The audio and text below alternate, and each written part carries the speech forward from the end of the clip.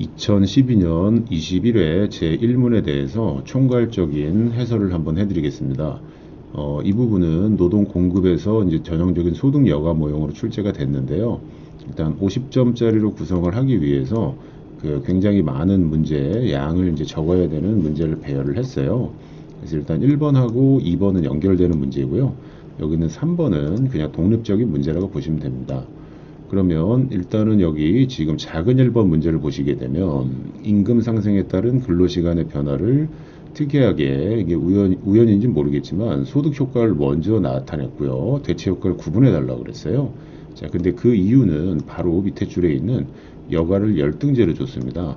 자, 열등제라고 하는 거는 소득이 높을수록 소비를 줄이는 재화를 의미하는 거로서 그 부분이 소득 효과와 직결이 되기 때문에 아마 출제자분도 무의식적으로 소득 효과를 먼저 쓰신 거라고 생각이 들어요. 자, 10점이기 때문에 그래프는 하나 그려주시면 되고요. 자, 그리고 2번 문제는 이게 좀 특이한 게 이미 2002년에 나왔던 문제거든요. 여기 잠깐 주석을 잠깐 보시게 되면요. 자, 제가 이 책을 씀에 있어서 주석, 그러니까 강의 시간에 제가 이제 말로 말씀드렸던 거는 주석에 많이 기재를 했는데, 자, 2002년 제 11회 시험에서 제가 동차 신무드로 응시했다가 이제 떨어진 적이 있어요. 저는 12회 2003년에 합격을 했거든요. 당시 대세 교과서였던 이제 배무기 교수님의 노동경제학 교과서에서는 아예 이 내용이 아예 없습니다. 왜냐면 우리나라 지금 근로기준법 얘기거든요. 물론 이제 뭐 다른 책들 외국 쪽에서 굴절된 모형은 나와 있었지만 이 지금 문제의 핵심은요. 일주 44시간을 하고 40시간으로 법제화됐을 때 이른바 우리가 알고 있는 통상임금 범위를 고정시키라는 그 당시 근로기준법 부칙 내용이 있었기 때문에 이거는 외국저에서 설명을 하는 내용이 아니에요. 예, 그래서 제가 그 강의를 시작하면서 우리나라 이제 법에 있는 거를 근거로 나름대로 이 모형을 구성해서 수험서에 제가 집어넣었었는데 그래서 뭐 잘난 체라고 생각하실 수도 있겠지만 이제 실제로 제가 처음에 이제 2008년에 썼던 1판에 넣었는데 저는 사실은 2012년도에요. 이 시험 문제가 다시 나올 거라고는 생각을 하지 않았어요. 왜 그러냐면 이미 이 당시에 2011년 7월 1일부터요.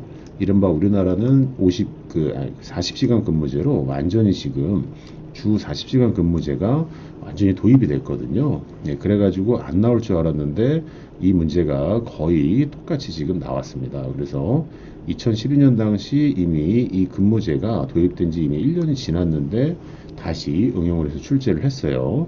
다만 여가를 이제 열등제, 그다음에 우등제, 정상제 이렇게 하면서 상호 비교하는 형태로 문제를 출제를 했고 문제를 비교적 길게 주면서요. 길게 주면서 초기 부존점을 일주 44시간 이상 근로한다라는 지점을 탁 줬어요. 자, 이 부분은 우리 시험에서 되게 자주 쓰는 테크닉이거든요. 그렇기 때문에 이 지금 출제자가 주는 대로 최초의 효용국 대화 지점을 잘 찾으셔야 돼요. 한마디로 파트타임 근로자가 아니라는 거예요. 자, 그리고 출제 경향을 한번 보시게 되면요. 출제 경향을 보시게 되면 방금 제가 말씀드린 것처럼 2002년에 최초 출제가 됐고 근로시간 단축 12년에 거의 똑같이 출제를 했는데 2022년은 아마 우리 시험에서 2007년 이후로 굉장히 당황스럽게 냈던 이 축을 바꿔서 냈던 그러니까 이걸 어떤 역함수 형태로 낸 건 아니었고요. 그 비제화라는 걸 두고 원래 노동은 비제화거든요. 그래서 여가 축을 노동축으로 바꿔서 또 무차별 곡선의 형태를 바꿔가지고 당황스럽게 했던 그 문제인데 어쨌든 그 기저에는 근로시간 단축이라는 그 배경이 있습니다. 그래서 이 부분은 그때 이제 나중에 제가 해설을 드릴 거고요. 그리고 이제 3번 문제 보시면 부의소득세, 이제 네거티브 인컴 텍스라는 제시어가 드디어 이제 최초 출제가 됐는데 이 당시는 비교 대상이 공적 부조 생계급여였어요. 자, 그런데 두 번째 출제됐던 부의소득세는 이 부의소득세 자체에 지금 집중한 예산선 대비 이 경제적 효과를 물어봤어요. 하지만 결국은 이렇게 하나의 주제가 출제가 되면 그 안에 녹아있는 다른 원리를 끌고 와서 계속 출제를 한다라는 거거든요.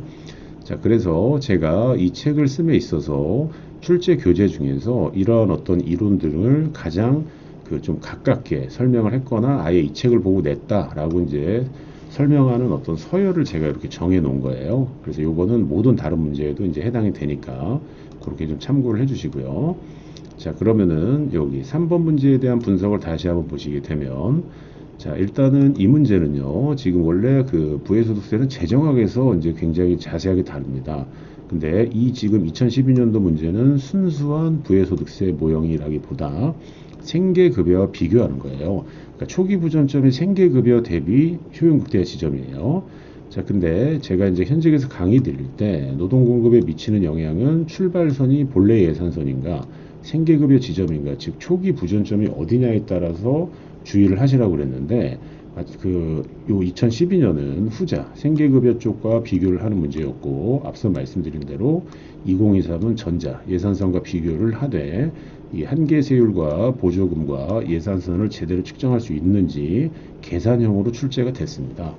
자, 그래서 지금 이 문제는 이제 답안 작성 측면에서 봤을 때 그래프가 4개 이상 기재를 해야 되고 유사한 그림을 여러 번 그려야 되기 때문에 시험장에서 답안 작성 시간을 미리 체크하고 그래프를 크게 선명하게 그리시면서 어떤 텍스트, 열거하는 텍스트에 대한 부담을 줄이시고 그 정답과 효용 극대화 방향, 그 다음에 비교 포인트, 그리고 그 결론이 뭔지 이런 것들을 서술하는 것이 훨씬 더 중요합니다.